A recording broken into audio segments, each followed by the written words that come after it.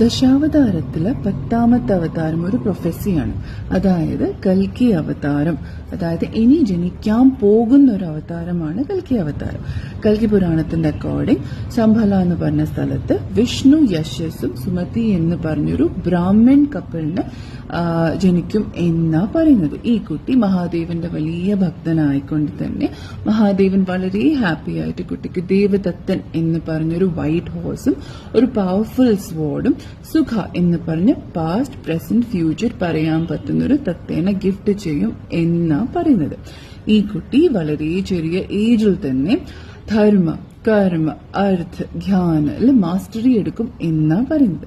നമ്മൾ ഈ ജീവിക്കുന്ന യുഗത്തിന്റെ പേരാണ് കലിയുഗം. ഇവിടെയുള്ള ഈവിലിന് ഒരു പേഴ്സൺ ആയിട്ട് സിംബലൈസ് ചെയ്തിട്ട് ആ പേഴ്സണിന് പേര് കൊടുത്തത് കലിപുരുഷൻ എന്നാണ്. അപ്പം ഈ കൽക്കി അവതാരം കലിപുരുഷനെ കൊന്ന് കലിയുഗത്തിന് എൻഡ് കൊടുത്ത് സത്യയുഗം തുടങ്ങും എന്നാണ് വിശ്വസിക്കുന്നത്. ഈ കൽക്കി അവതാരത്തിന് പിക്ചറൈസ് ചെയ്തിട്ടുള്ളത് ഒരു എന്താ പറയുക, ഒരു കയ്യില് സ്വോർഡും ഒരു കയ്യില് ചക്രവും എടുത്ത് ഒരു വൈറ്റ് ഹോഴ്സിൽ പോകുന്ന ഒരു പിക്ചറാണ് കൽക്കി അവതാരത്തിന് കൊടുത്തിട്ടുള്ളത്.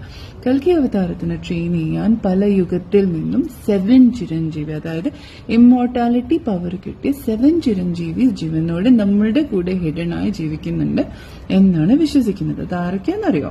1 ഹനുമാൻ, അതായത് ശ്രീരാമന്റെ പരമഭക്തനായിട്ടുള്ള ഹനുമാൻ.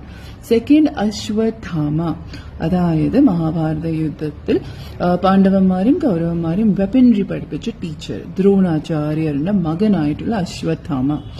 3 നമ്മളെ ഓണത്തിൽ കാണാൻ വരുന്ന നമ്മളുടെ മഹാബലി ചിരഞ്ജീവിയായി പാതാളത്തിൽ ജീവിച്ചിരിപ്പുണ്ടെന്നാണ് വിശ്വസിക്കുന്നത്. അവരാണ് 3. 4 കൃപാചാര്യ. പാണ്ഡവന്മാരും കൗരവന്മാരും ടീച്ചറായിരുന്നു. പിന്നെ അതുപോലെ തന്നെ വിഭീഷണ, അതായത് രാവണന്റെ അനിയൻ, പക്ഷെ ശ്രീരാമന്റെ കൂടെ നിന്ന് രാവണെതിരെ നിന്ന് രാവണന്റെ അനിയൻ വിഭീഷണനാണ് 5th. 6 വേദവ്യാസ, മഹാഭാരതം എഴുതിയ വേദവ്യാസൻ.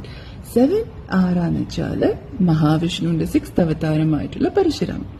പക്ഷെ ഇവര് മാത്രമല്ല, ഒരു പ്രൊഫസി കൂടി പറയുന്നത് ഗണേഷ് ജി, നമ്മളുടെ ഗണപതി, ഒരു അവതാരം കൂടി എടുക്കും.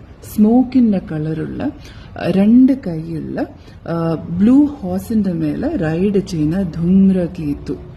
കൽക്കി അവതാരത്തിന് സപ്പോർട്ട് ചെയ്യാൻ വേണ്ടി ഗണേഷ് ജിയും അവതരിക്കും എന്നാ പറയുന്നത്.